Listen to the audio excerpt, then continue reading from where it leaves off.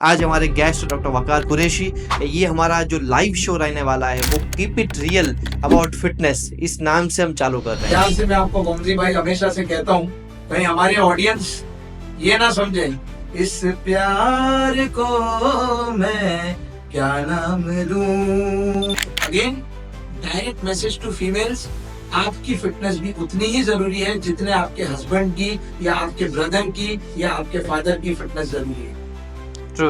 और married females, उनको तो फिट रहना ही चाहिए ताकि उनके हस्बैंड्स उनसे डर के और उनके कंट्रोल में रहें। नहीं, ये बराबर, लेकिन सर आई डोंट थिंक कि उसके लिए कोई ज़रूरत है फिटनेस की, क्या बोलते हैं? तो देखा आपने, ऐसी ही कन्वर्सेशन जो है वो होने वाली है और ऐसे ही कन्वर्सेशन में आपको कितना मज़ा आएगा ये आप सोच लीजिए। और ये कन्वर्सेशन जो है वो कन्वर्सेशन को आप 1.5 या 2x की स्पीड पे देख सकते हैं, जिससे आपका टाइम सेव हो और आप ये पूरी कन्वर्सेशन एंड तक देखिए, बिकॉज एंड में आपको कई सारे आपके ऐसे क्वेश्चन जो बर्निंग क्वेश्चन है उनका आंसर शायद आपको आज मिल जाए। Hello everyone, this is doctor Gautam जानी फ्रॉम FGIIT।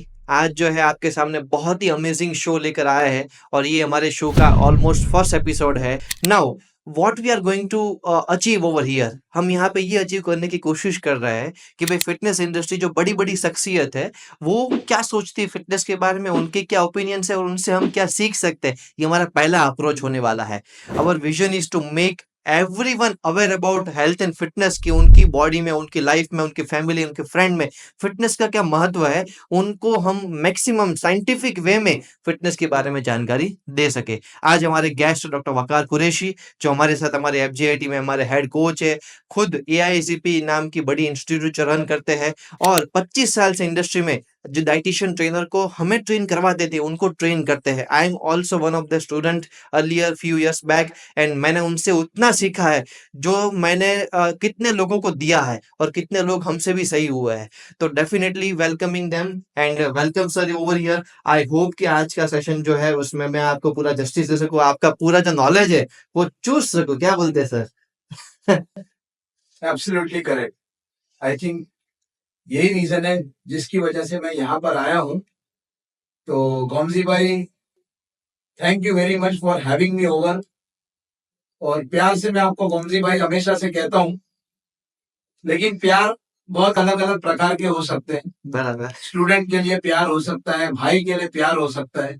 तो मैं बहुत क्लियर कर देना चाहता हूँ कि ये स्टूडेंट वाला प्यार है। कहीं हमारे ऑडियंस ये ना समझे इस प्यार को मैं क्या नाम दूं। नहीं तो रप्पा रप्पा बोलते बोलते मुझे अटैक आ सकता है। बराबर। बहुत क्लियर बोलना चाहता हूँ, ये हमारा स्टूडेंट का और टीचर का जो प्रेम होता है, जो प्यार है, वो है। तो सर आपके नजरिए से फिटनेस क्या है और प्लस आपका इतने सालों का एक्सपीरियंस है, आप ऑनेस्ट एक्सपीरियंस कुछ शेयर करिए कि फिटनेस इंडस्ट्री एक्चुअली क्या है, कैसी है और क्यों हम लोग इतने दीवाने हैं कि रोज अगर जिम नहीं जाते हैं तो हमें अच्छा फील नहीं होता। क्यों कोई अगर डाइटिंग में थोड़ा ऊपर नीचे होता है तो हम बैड गिल्टी कॉन्शियस हो जाते हैं। ऐसा क्यों होता है? क्या इसमें नशा क्या है फिटनेस इंडस्ट्री का? हमने अल्कोहल का, सिगरेट का, वो सब तो नशा देख लिया सबने, सबने अपने युवानी के टाइम पे किया होगा, लेकिन ये नशा कुछ अलग है सर। तो बताइए कुछ थोड़ा सा आपका एक्सपीरियंस। गोमजी भाई, पहली बात, मैंने फिटनेस इंडस्ट्री में कदम रखा 1996 में, जब मेरा 10th स्टैंडर्ड के एग्जाम्स कंप्लीट हो गए उसके बाद। तो उस वक्त मैं सोचता था कि फिटनेस बहुत तेजी से आगे बढ़ रही है, मुझे भी जल्द से जल्द फिटनेस इंडस्ट्री का या फिटनेस की जो दुनिया है उसका पार्ट बन जाना चाहिए। तो कम से कम 28 साल हो गए मुझे ऑन एंड ऑफ किसी ना किसी तरीके से फिटनेस में काम करते हुए, वर्कआउट करते हुए। पहली बात तो मुझे बड़ा दुख है गोमजी भाई कि आज भी 25 से 30 साल के बाद जो फिटनेस इंडस्ट्री के कमर्शियल लेवल पे पहुंच गई है, उसके बावजूद फिटनेस क्या है उसके ऊपर बात कर रहे हैं। रियली सॉरी गोमजी भाई, डोंट गेट मी रॉन्ग, लेकिन मेरे कहने का मतलब क्या है कि हमारी सोसाइटी ने अभी भी फिटनेस नाम की जो चीज है उसके इंपॉर्टेंस को समझने से इनकार कर दिया। It is a wilful ignorance.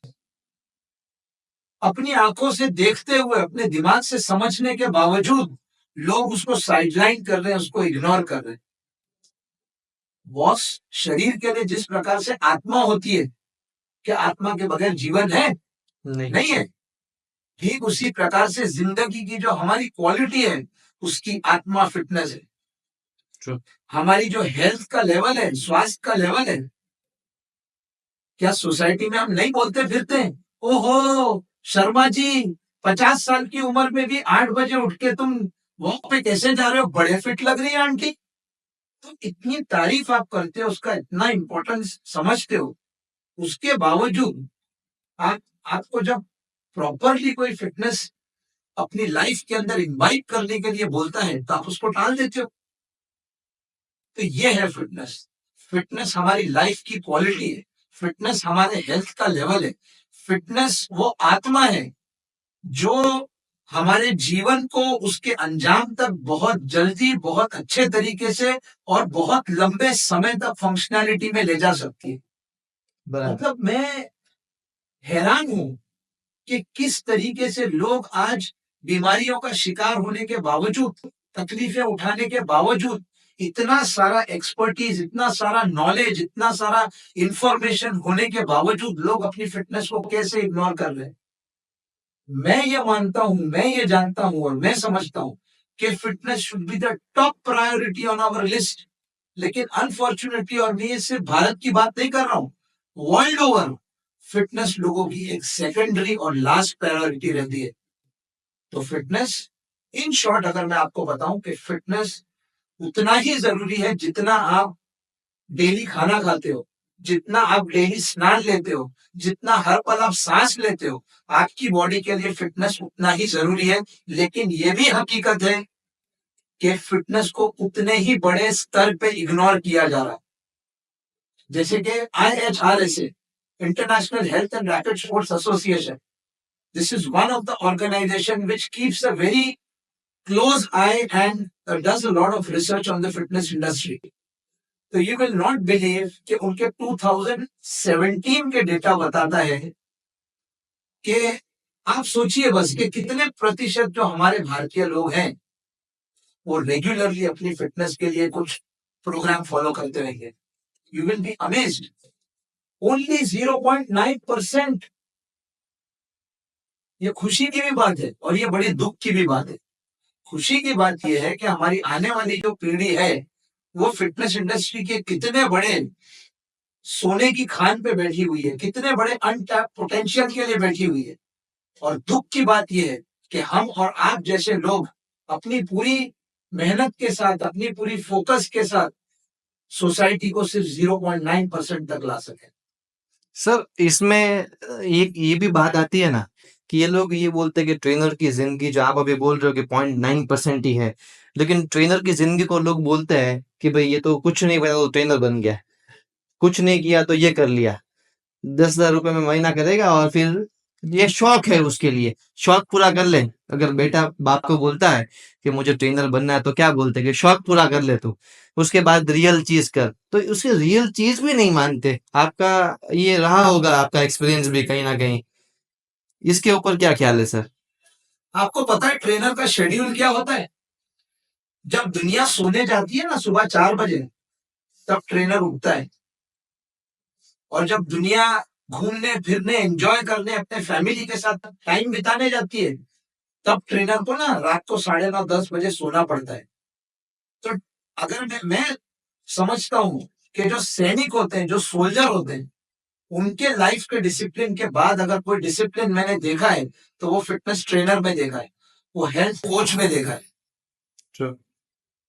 तो आप सोचिए कि जो इंसान इतना बढ़िया डिसिप्लिनरी शेड्यूल फॉलो करता होगा, उसकी सोसाइटी में कितनी वैल्यू होगी, कितना महत्व होगा, और उसके अंदर कितनी जबरदस्त क्वालिटीज होंगी, qualities of hard work, qualities of self control, qualities of a huge vision. Right. आपके और हमारे लिए आज सुबह 4:30 बजे उठना, अपने जॉब पे जाने के लिए जिम को खोल के अपने आने वाले क्लाइंट्स को तकलीफ ना हो, हमारे लिए पॉसिबल नहीं है, क्योंकि हम फिटनेस इंडस्ट्री के बहुत ही अलग फील्ड से जुड़े हुए हैं। Right right. तो ट्रेनर जो इतना डिसिप्लिन हो सकता है, इतना हार्ड वर्किंग हो सकता है। अच्छा, दूसरे सारे दुनिया के प्रोफेशंस में आप देखिए, मैं आपको चैलेंज करता हूं, मुझे एक प्रोफेशन ऐसा बता दीजिए जिसके अंदर आप अपनी बॉडी को फिजिकली भी पनिश करते हैं और मेंटली भी पनिश करते हैं, कोई नहीं है। या तो बहुत ज्यादा मेंटल स्ट्रेस है, फिजिकल स्ट्रेस कुछ भी नहीं है, बैठे रहो चेयर में पूरा दिन। या तो बहुत ज्यादा फिजिकल स्ट्रेस है, मेंटल दिमाग लगाने का कोई काम ही नहीं है। और जो फिटनेस इंस्ट्रक्टर है वो किसके साथ डील कर रहा है? वो क्लाइंट की हेल्थ के साथ डील कर रहा है, क्लाइंट की जान के साथ डील कर रहा है।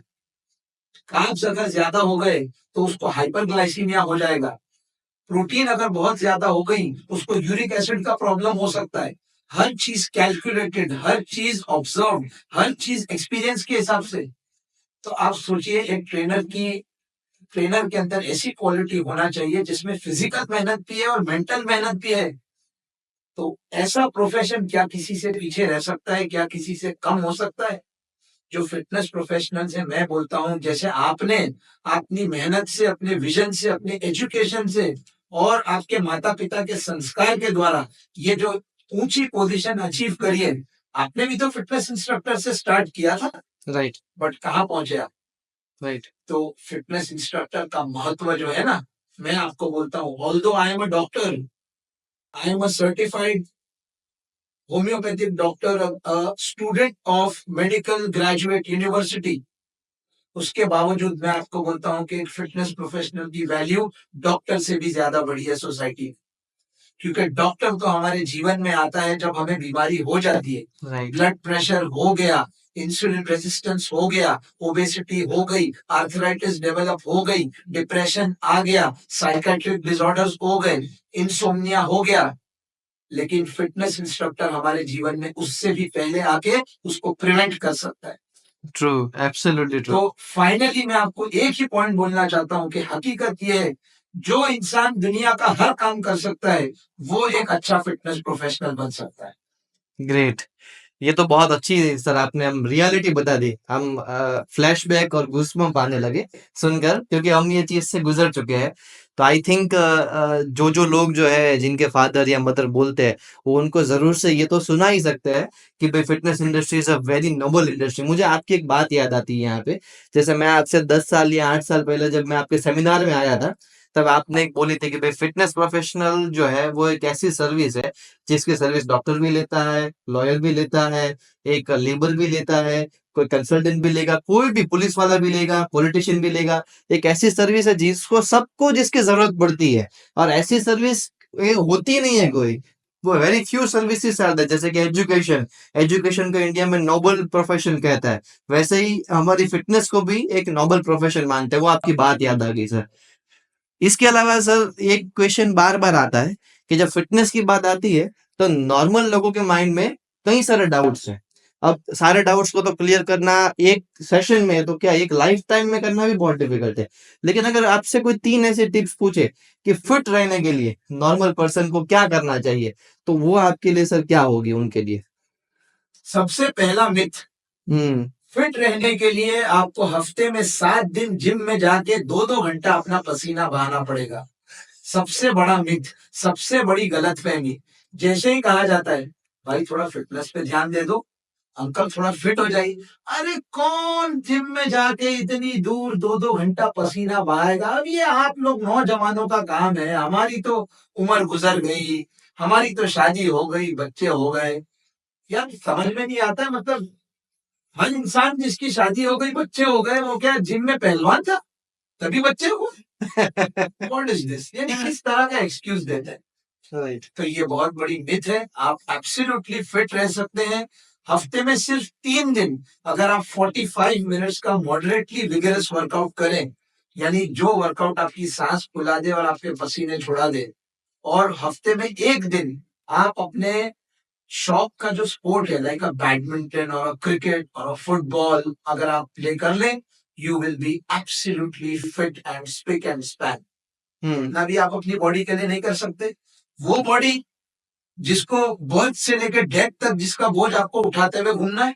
राइट तो सबसे पहली मिथ तो ये है। राइट सेकंड मिथ, अरे फिटनेस पे ध्यान देने के लिए तो फिर वो डब्बे खाने पड़ेंगे, ये डब्बा खाना पड़ेगा, वो डब्बा खाना पड़ेगा, ये केमिकल डालना पड़ेगा। Again a lame excuse.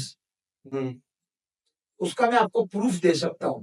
आप थोड़े जो विलेज एरियाज हैं, जो देहाती इलाके हैं, उसके अंदर आप जाके देखिए, 85-year-old पर्सन को मैंने देखा है ट्रैकिंग के टाइम पे, वो हमसे फास्ट, हमसे आगे एक डंडा लेके बिना चप्पल शूज के और पहाड़ों पे चढ़ता चला जा रहा था।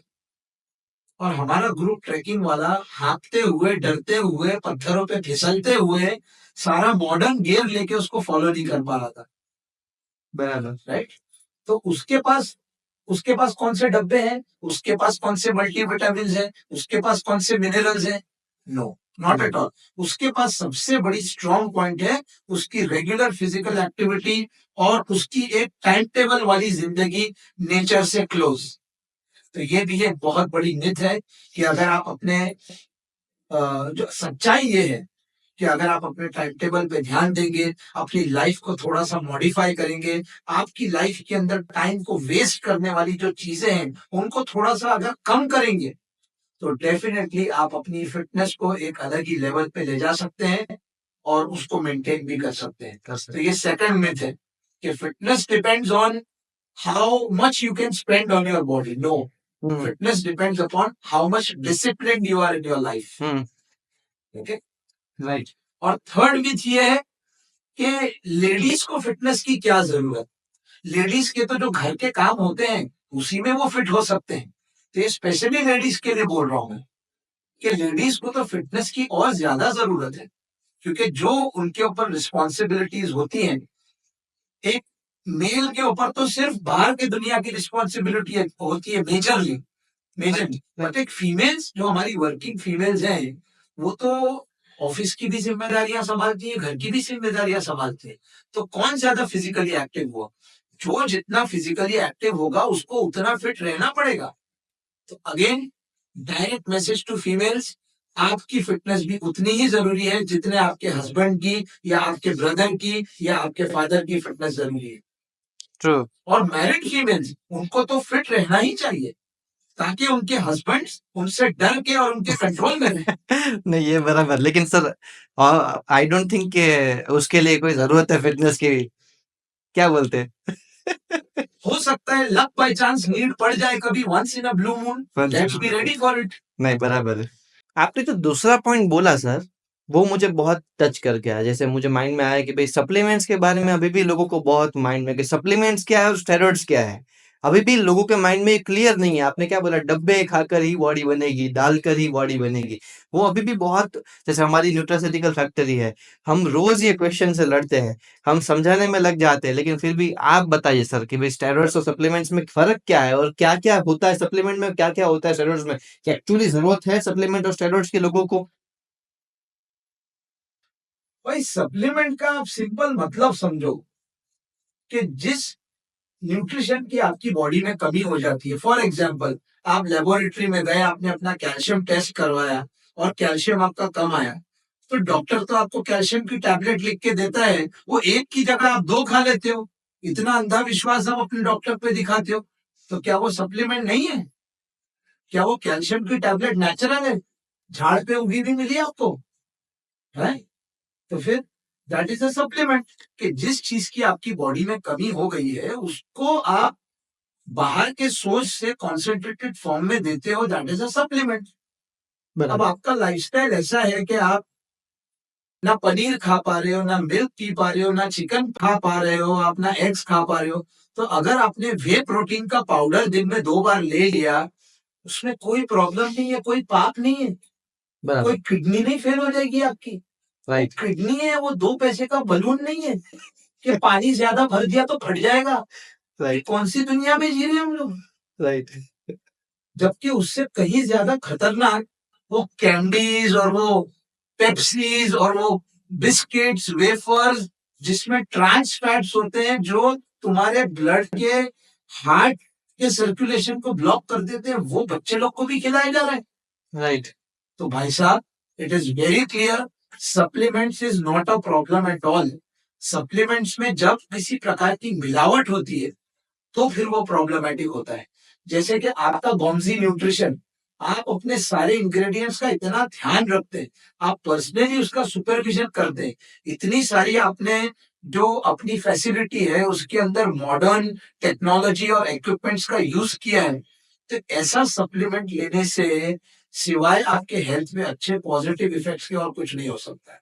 राइट सर, वो स्टेरॉइड्स का टॉपिक आप थोड़ा अभी मिस कर गए, बिकॉज हमारे ऑडियंस को उसमें ज्यादा इंटरेस्ट होगा। भाई स्टेरॉइड तो फिर भी काफी एडवांस चीज है। मुझे ऐसा लगता है कि हमारी सोसाइटी के अंदर कई लोगों को तो अभी सिर्फ सप्लीमेंट्स के बारे में ही समझाते समझाते मेरे सफेद बाल और सफेद हो जाएंगे। स्टेरॉइड स्टेरॉइड तो समझो सप्लीमेंट्स का बाप है। बराबर। उसको बोलते हैं performance enhancement drugs, PED. PT. ये एक तरीके के हार्मोन होते हैं, केमिकल मैसेंजर्स होते हैं जो हमारी बॉडी में नेचुरली भी पाए जाते हैं। राइट। टेस्टोस्टेरोन हर मर्द के पास होता है। राइट। स्टेरॉइड है वो। तो सर ये क्यों फैक्ट्रीज बनाती है और क्यों प्रोड्यूस करती है? देखिए ऐसा है कि काफी सारी ऐसी कंडीशंस होती हैं जिसके अंदर आपका नेचुरल प्रोडक्शन जो है वो इनफ नहीं होता है।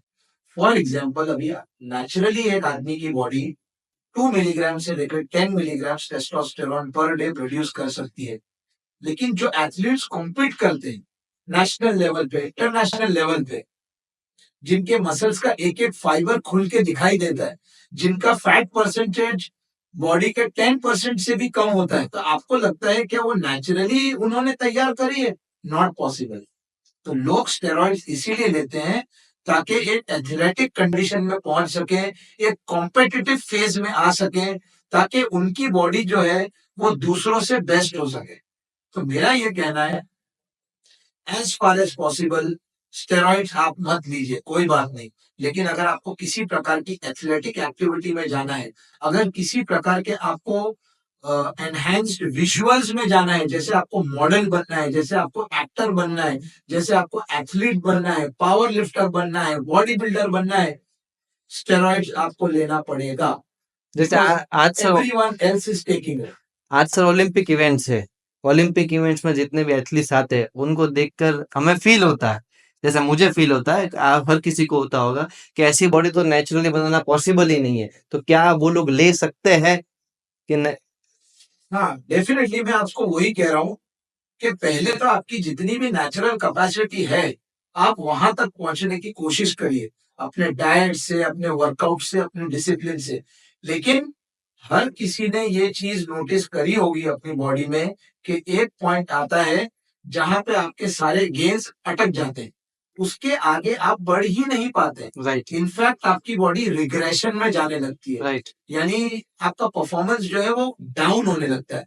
अब आप समझ लीजिए नेचर ने आपको इंडिकेशन दिया है कि आपको एनहांसमेंट करना पड़ेगा, and one of the ways of enhancement is androgenic anabolic steroids. Right. True. तो जिस किसी भी इंसान को अपने, देखिए सबसे पहले आपका कोई गोल होना चाहिए, कोई फोकस होना चाहिए।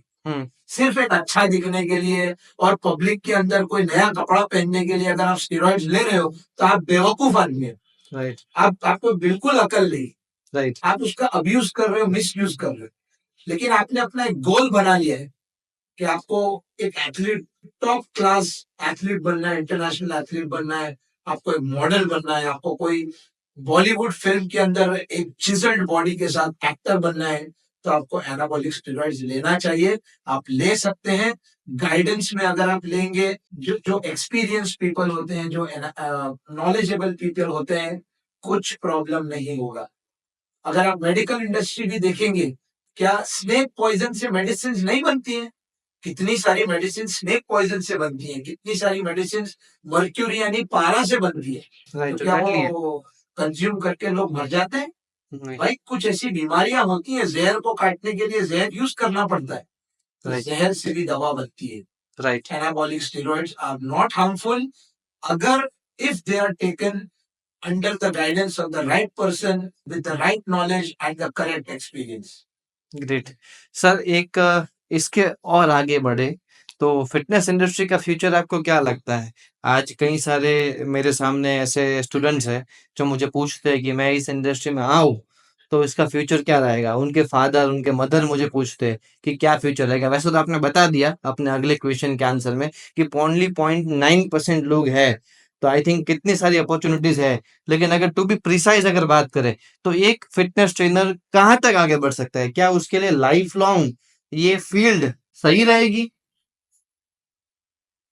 जो लोग सीरियसली इस फिटनेस इंडस्ट्री के अंदर आना चाहते हैं ना, स्काई इज द लिमिट। और ऐसे बहुत सारे एग्जाम्पल्स हैं हमारे पास। ऐसे ऐसे फिटनेस प्रोफेशनल्स को मैं जानता हूं जिन्होंने अपने अपॉइंटमेंट्स लेना बंद कर दिए हैं। अच्छा, इतना उनके हाथ में काम है कि वो और काम संभाल नहीं पा रहे हैं। राइट। ओके, तो ऐसी बात बिल्कुल नहीं है कि फिटनेस इंडस्ट्री में अपॉर्चुनिटीज नहीं है, but opportunities are for the right people. आपको प्रॉपरली ग्रूमिंग के साथ इंडस्ट्री में आना है। और 0.9% का जो बात हो रही है उसमें दोनों पॉसिबिलिटीज है। अनफॉर्चुनेटली मैं आपको बोलूं, 0.9 से ये 0.6 भी हो सकती है और 0.9 से ये 1.9 भी हो सकती है। राइट। अब ये रिस्पॉन्सिबिलिटी हम और आप जैसे लोगों के ऊपर है, जिन्होंने अपनी पूरी जिंदगी जो है वो फिटनेस इंडस्ट्री को दे दी। राइट। तो पोटेंशियल तो है, बट इस पोटेंशियल का इस समंदर के अंदर डुबकी लगा के आप कितनी, आपके अंदर कितनी ताकत है ये अपॉर्चुनिटीज की फिश को ग्रैब करने के लिए। राइट। तो डेफिनेटली फिटनेस इंडस्ट्री के अंदर इतने सारी अलग अलग फील्ड्स हैं। फॉर एग्जांपल पर्सनल ट्रेनर है, क्लब मैनेजर है, जनरल मैनेजर पोजीशन है, न्यूट्रिशनिस्ट है, डाइटिशियन है, ग्रुप फिटनेस इंस्ट्रक्टर है, इन्यूमरेबल। मैं अगर लिस्ट पूरी गिनाना शुरू करूं ना तो शायद एक दिन और गुजर जाएगा। राइट। ओके, तो इतनी इन्यूमरेबल पोजीशंस जिस इंडस्ट्री के अंदर होंगी, तो क्या वहां पर अपॉर्चुनिटीज की कभी कमी हो सकती है? No, not possible.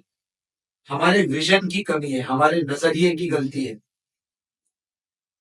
श्योरली अगर कोई पर्सन पूरी नॉलेज के साथ, पूरी रिस्पॉन्सिबिलिटी के साथ और हार्ड वर्किंग विजन के साथ अगर इस इंडस्ट्री में आएगा तो सक्सेसफुल होगा, वेल्दी होगा और लाइफ लॉन्ग वो अपना करियर इस फिटनेस इंडस्ट्री के अंदर बना सकता है।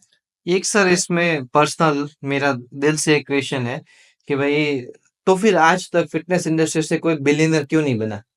आज हमारे पास फार्मा इंडस्ट्री से बिलियनर्स है, स्टील इंडस्ट्री से बिलियनर्स है, हमारे पास पेट्रोल या ऑयल इंडस्ट्री से बिलियनर है। जिस इंडस्ट्री में करने जैसा कुछ भी, लॉयर्स कितने बिलियनर्स है। फिटनेस इंडस्ट्री में कोई बिलियनर क्यों नहीं बना अब तक? फिटनेस इंडस्ट्री में कितने फिटनेस प्रोफेशनल्स इस तरीके से पॉडकास्ट करके लोगों को जागरूक कर रहे हैं, लोगों को अवेयरनेस दे रहे हैं। कितने फिटनेस प्रोफेशनल्स आज सोसाइटी के अंदर जाके और लोगों के फिटनेस से रिलेटेड जो सवाल हैं, जो कॉम्प्लिकेशंस हैं, उनको सॉल्व करने की कोशिश कर रहे हैं। बहुत हम ही रिस्पॉन्सिबल है उसके लिए। राइट। हमने अपनी फिटनेस इंडस्ट्री के पोटेंशियल को समझा ही नहीं। हमने खुद अपने कर्मों से अपनी फिटनेस इंडस्ट्री के पोटेंशियल को लिमिटेड कर दिया। राइट। राइट, तो पोटेंशियल बहुत ज्यादा है, बहुत बड़ा चंक है, बहुत बड़ी क्वांटिटी है जिसको हम पेनिट्रेट कर सकते हैं, जिससे हम कनेक्ट हो सकते हैं। तो नंबर 1 एक तो ये चीज है। नंबर 2, कहीं ना कहीं फिटनेस प्रोफेशनल जो है उनके पास बिजनेस एक्यूमेन नहीं है। राइट। वो, हम फिटनेस प्रोफेशनल्स कई बार ये समझते हैं कि टेक्निकल नॉलेज होना ही हमारे लिए बहुत जरूरी है और काफी है, बट आज की दुनिया में वो पॉसिबल नहीं है। उसके अलावा आपको जो बिजनेस एक्यूमेन वाले टूल्स हैं उनमें भी एक्सपर्ट बनना पड़ेगा, like sales, like marketing, like brand development, like body language, like etiquettes, like public speaking. Right. तो ये सारी चीजों पे भी आपको काम करना पड़ेगा। फिर आप देखेंगे सोशल मीडिया का अप्रोप्रिएट यूज। फिर आप देखेंगे कि very easily you can become a billionaire in the fitness industry. Right. International level पे अगर आप देखेंगे तो कुछ लोग हैं ऐसे जिन लोगों ने, फॉर एग्जाम्पल आप ये जुम्बा को ही देख लीजिए। राइट। आपको क्या लगता है जितने नंबर ऑफ पीपल उन लोगों के साथ कनेक्ट होते हैं, क्या उनकी ऑर्गेनाइजेशन आज बिलियनर नहीं होगी? डेफिनेटली होगी। If you do a little bit of research in their Capitals and finances, you will definitely find out कि people who are working in the field like a Zumba, they must definitely be a millionaire right and billionaire as well. Right I hope that answers your question. Hopefully कि भाई हम ऐसे कोई हम जैसे जानते हैं हमारे इंडिया में कोई ऐसा लाइमलाइट में भी आए जो फिटनेस इंडस्ट्री में जो है ऐसा बिलियनर बन के दिखाए। तो क्या है कि कई लोग जो सोचते हैं ना कि भाई फिटनेस इंडस्ट्री में क्या कोई करियर नहीं है, वो शायद इसको छोड़कर ऐसा पॉजिटिव एटीट्यूड अपनाए कि वो अपने भाई, अपने बच्चों या अपनी वाइफ को इस इंडस्ट्री में भेजे कि तू भी जा, बन, कुछ काम कर, होपफुली करेक्ट। One day. अच्छा, इसके लिए ना जो हमारे फिटनेस इंडस्ट्री के बिजनेस डेवलपर्स हैं ना कहीं वो भी काफी रिस्पॉन्सिबल मुझे लगते हैं। क्योंकि देखिए, जब कोई चीज ग्रो करती है ना तो वो अकेले ग्रो नहीं कर सकती। राइट उसमें आपको अपनी जो पर्सनल सेल्फिशनेस है ना उसको साइड में हटाना पड़ता है। राइट लेकिन हमारी फिटनेस इंडस्ट्री में अगर आप देखेंगे ना तो पर्सनल सेल्फिश गोल्स में ही ना आदमी वो कुएं का मेंढक होता है ना वो बन Right. चुका है। बराबर है।